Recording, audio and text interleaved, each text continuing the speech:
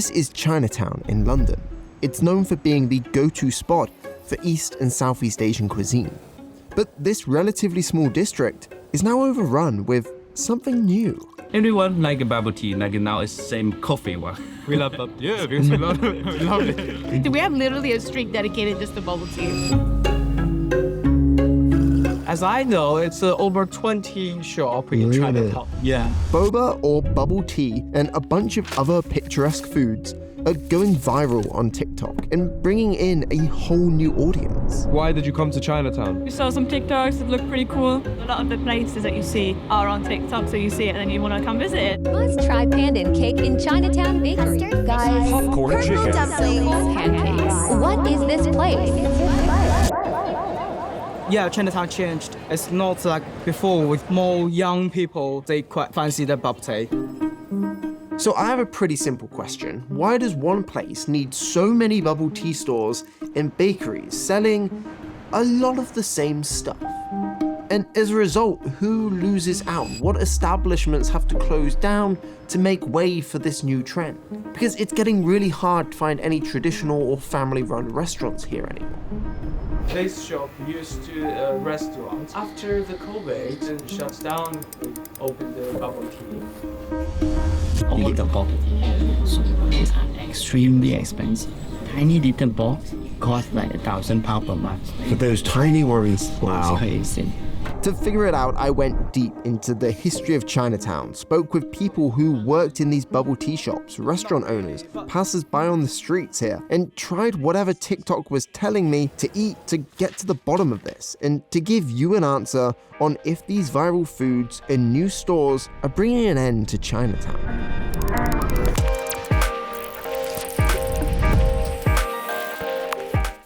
So I have a confession to make. I've never had bubble tea before, so we need to start by fixing that. How easy is it to make? It's very easy to make it. It's essentially made up of 4 main ingredients: tapioca pearls, the bubbles, sugar, tea, and milk, syrup, or fruit. Wow, nice. That looks good. Ooh, yeah. Wait, that's so many. I didn't know what to expect. Yeah. But before we figure out why Chinatown needs so many bubble tea shops today, let's go back to how it was established in the first place. Okay, the story of Chinatown doesn't actually start here. There was another Chinatown in the late 1800s. It was about 5 miles from here. The earliest recorded Chinese immigrants arrived in Britain in the 18th century. Employed by the East India Trade Company and the Blue Funnel Line, they were often employed as sailors or cooks. In the 1780s, these immigrants arrived into the East London docks in an area known as Limehouse. They would stay for a while before they signed on to get a ship back home. They started to open little shops, cafes, lodging houses, and so on to service that community. Basically, the community was composed of seamen and ship workers, and then restaurant owners. There was a small grocery store. It was a very small community. But as this community grew in the area, more and more locals were finding themselves threatened by the outsiders, and the anti-Chinese sentiment began to rise. Was to do with issues around work, pay, labour. It was felt that maybe they worked for less money than the English dock workers and ship hands and so on. So there were a couple of riots regarding that. But then these stories began to be blown up in the press. This notion of a yellow peril kind of took hold from American sensation fiction and newspaper stories, really. And then it really blew up around the First World War when immigration acts became strengthened and a scapegoat was really necessary for people. Anything that was wrong tended to be pinned on the so-called yellow men who lived down in Limehouse. In fact, in 1912, Sax Rohmer created a whole new character by the name of Fu Manchu, who was shown as a sinister Chinese criminal mastermind. And these stereotypes became stronger. There was more and more paranoia amongst the people about an imaginary existential threat to the West by the East Asian people. Despite the increasing hostilities, Limehouse continued to grow with the British-Chinese community. And by the early 1930s, there were over 30 Chinese shops, lodging houses, and restaurants in Limehouse. But as soon as the war came to an end, the number of ships entering the London docks declined significantly, and that affected the Chinese businesses in the area because there were fewer and fewer customers to serve. And to add to it all, the aerial bombing during the Second World War in the 1940s destroyed most of the homes of the people in Limehouse. As his community found itself under triple pressure from racism, unemployment, and a loss of housing, there was also an opportunity signaling itself. In a post-war London, as soldiers were returning from the Far East, they had developed a strong taste for Chinese cuisine. Trying to find a new home for themselves, a lot of the Chinese community moved westward to the present-day Chinatown, right here on the border of Soho. And recognizing the opportunity in Chinese food demands, there was an explosion of Chinese restaurants and eateries here in the center of London. And maybe naively, I always thought Chinatown was a place that just celebrated Chinese culture. But really, it's a story of supply and demand. The local population wanted and craved Chinese food, and the local Chinese people who wanted to re-establish themselves could meet that demand and survive the multiple pressures. Hence, Chinatown as we know it today. This was Soho, and back in the 1950s when Chinese restaurants had just started opening up here, the area already had a reputation in London. It was mainly known for three things: its nightlife, cheap rent, and being a hub for immigrant communities. And now more and more Chinese businesses were setting themselves up here. By the 1960s, a rising number of Chinese people were arriving here to work in the restaurants. This is Gerrard Street. It used to be famous for its jazz clubs, but it soon became the center for Chinese restaurants. They just up and down this entire street. And going out for a Chinese was just becoming a regular part of British culture. Gerrard Street is commonly known as Chinatown now. It's the main rendezvous for all the Chinese, not only in UK, but in the whole of Europe. By 1970, according to this New York Times report, there were 15 restaurants, 6 barbershops, 3 Chinese supermarkets, and 3 bookshops. The 1970s became the decade when Chinatown transformed itself from a small area full of Chinese restaurants to a community. And a lot of these people started living in present-day Soho as they started to build an income and home for themselves. Schools teaching Cantonese were introduced, and local clubs and cinemas started showing Chinese films. And as these businesses grew, so did the interest in the real estate market here.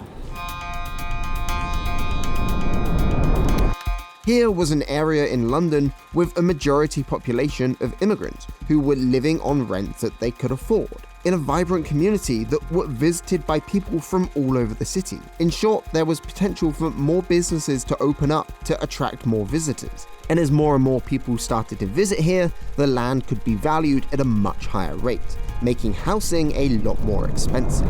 Which is exactly what happened. Gerrard Street is a little village. It's happy. So can you tell me why a prehistorical buildings like these have got to come down for a block of flats that's going to cost 40 guineas a week? Now, who in London can afford 40 guineas a week? Because no one here can. We don't own the buildings. And because of the inflated rents that people are asking for now, all the time we have to keep pouring money into the places and keep them up to scratch with our own money, because nobody seems interested in doing anything like that for us.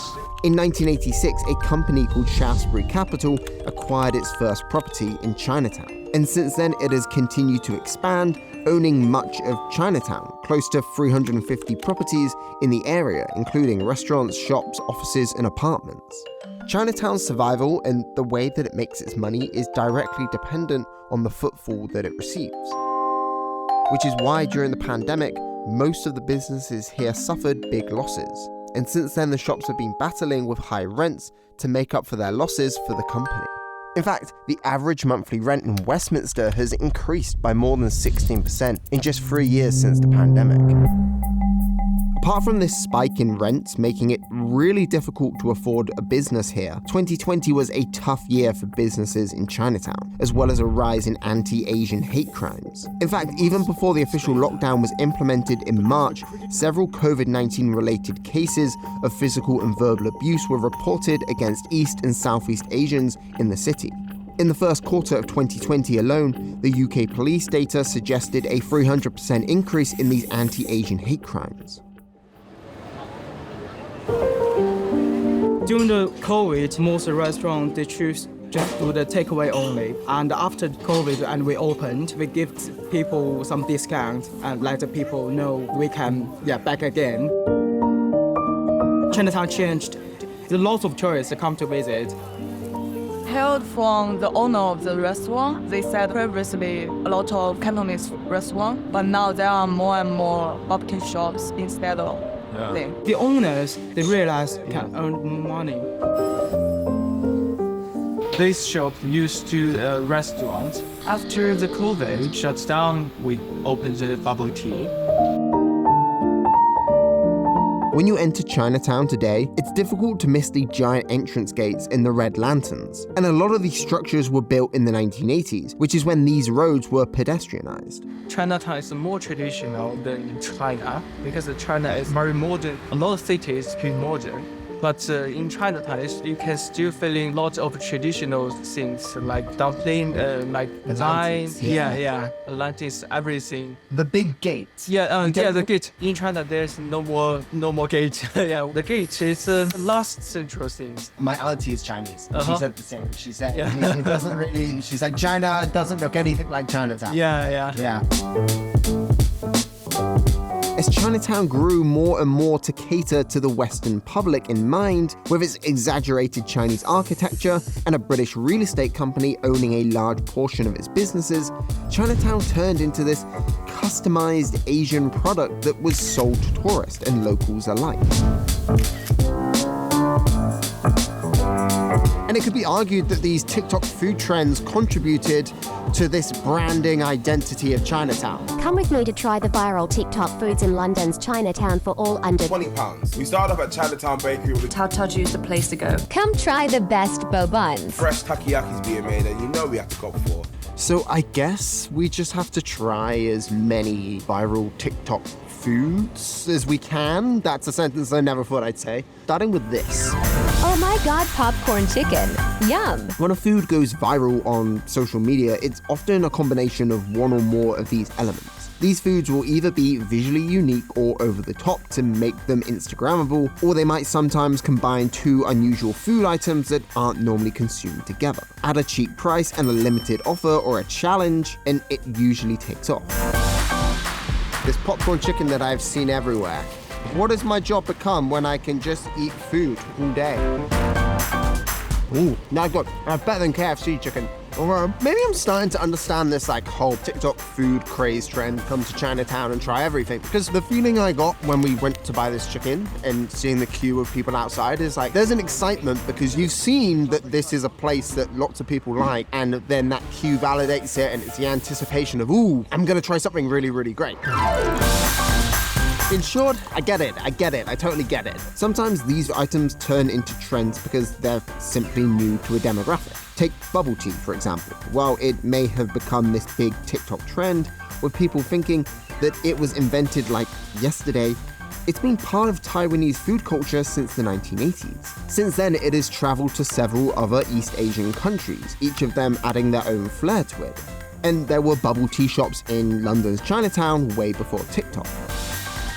As I know, it's over 20 shops in Chinatown. Yeah. There's the street, the bubble tea, 8 bubble tea shops in the street. Wow. This street, there are 4. So yeah, while some of these trends can promote innovation and cultural fusion, the idea of threat comes in because sometimes they can also end up putting the traditional old school restaurants at risk. Another result of these trends and the increase of rent is the direct impact of which kind of businesses are given the priority by Shaftesbury Capital. Those who can pay more and earn more will close the deal. Traditional family-owned restaurants are increasingly getting replaced by big brands owned by investors, some from mainland China. Without fully understanding the market, these brands often enter the area paying high rents, which in turn increases the rent for everyone else. This is a recent example. Hey Tea is a popular Chinese brand, and they launched their first store outside of Asia here in Chinatown in August of 2023. My quest for looking for authentic Cantonese food is getting harder with a camera. Lido is the oldest Chinese restaurant left in Chinatown. And I wanted to go in and eat and film, and I said to them, hey, do you mind if I film my food? Really, I'd like to speak to them. But I was also like, can I just film the food? And they were like, no, we need to speak to our manager first. And we've had that with a lot of restaurants. A lot of places a little bit not wanting us to be there. But we didn't give up, and we eventually stumbled upon this restaurant in the middle of Gerrard Street, serving exactly what I was after, and were really excited to talk to us. We do Cantonese food, a very classic one, and we also do the dim sum. How long has the restaurant been here? Oh, I think it's over 20 years. Is there many restaurants that have been around for 20 years or so here? Not really, but got a couple over 10 years, but not 20 years. So I started to ask if they had noticed a change in Chinatown in the past 2 decades. To be honest, they just brought more restaurants. The tourists, come to visit. There's lots of tourists that come to visit. But I think something is lost. Something's lost? Yes. What do you think's lost? Now it's just eat and then go, eat and go. Before we got some gift shop. Damon went on to explain how he felt the sense of community in Chinatown had diminished. The local businesses that we saw earlier that had once populated these streets had all but gone and were replaced with restaurant after restaurant.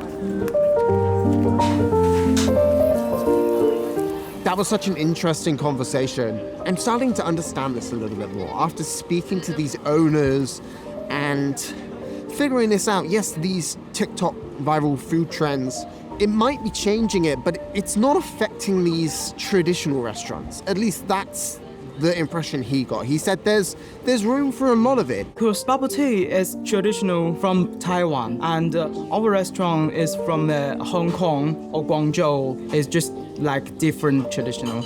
And these TikTok trendy foods are bringing in the younger generation. And that's a good thing, because they may be introduced to bubble tea and these sweet treats, but they'll eventually find Cantonese food and other amazing delicacies. In the 1950s, the immigrant communities in Limehouse faced a threat and responded to it by building new opportunities in Soho. The current rise in trend-based foods might be the next challenge for these communities, but it could also be the next big opportunity. Okay, what we have heard, nobody will go on record and talk about this on camera, is that bubble tea restaurants might not be taking business away from these old school restaurants, but the people that own these buildings are choosing to set up bubble tea places or bakeries over restaurants because it's just easier to make a profit from. You don't need to employ chefs, you don't need to employ servers, you just need somebody behind the counter who can make a simple bubble tea, and you're making money. And then they sell them for £7 a pop. And in a place where rent is at its highest, we're in Zone 1 of London, and that business decision just doesn't favor traditional restaurants. There is at least one Chinatown in most of the countries in the world today. But specifically across North America and parts of Europe, Chinatowns are struggling with the similar changes, with rent spikes coupled with big investment from large franchise owners, anti-Asian racism, and gentrification of their neighborhoods. In the US, more than 11,000 anti-Asian acts have been reported since March of 2020. In the same year, almost 1 out of every 2 Asian people in British Columbia experienced a hate incident. In Philadelphia, a proposal was made to build a $1.3 billion NBA stadium that could threaten the nearby Chinatown. But among all these challenges, the good news seems to be that there is a renewed interest in Chinese and other Southeast Asian cuisines, and a wider appreciation of what they have to offer. And modern-age Chinese chefs play a big role here by creating this path for these cuisines that extend well beyond Asia, often by combining traditional techniques with local ingredients and tastes. And back in London, on a cold Wednesday night in the middle of January, one of the spots that you'll see all over TikTok, Chinatown Bakery, was getting busier and busier, with a line of people queuing around the entire store.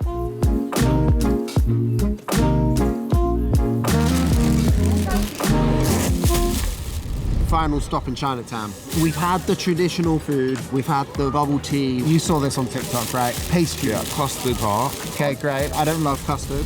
I don't really know what this is either. It's like a cake thing. And we got a fish, a Nutella fish. Quite nice. It's like Is it? very...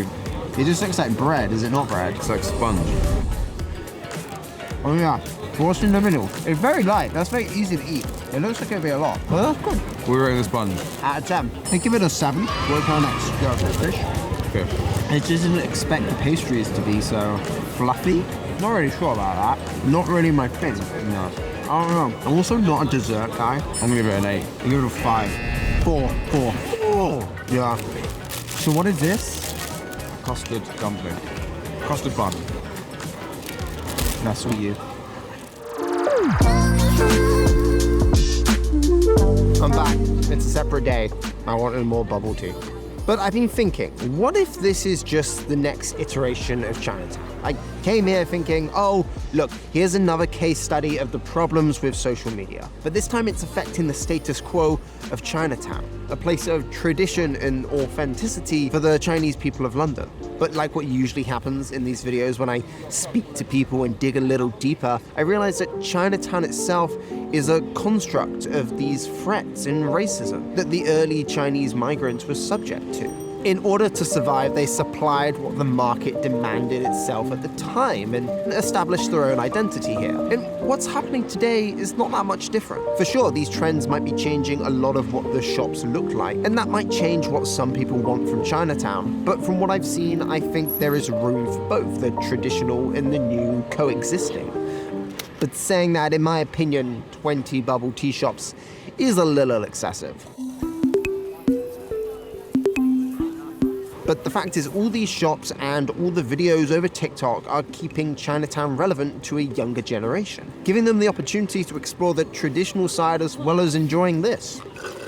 Saying that any kind of change or disruption feels uncomfortable or threatening, but there's a possibility for a better version of the same thing to evolve. The main reason that Damon at Lotus Garden here wanted to speak to us is because they understood this. They understand the attention that these new spots are getting online. And for more people to take interest in the old school stuff, dim sum, Cantonese food, they need to be where the people are at, and that's on TikTok.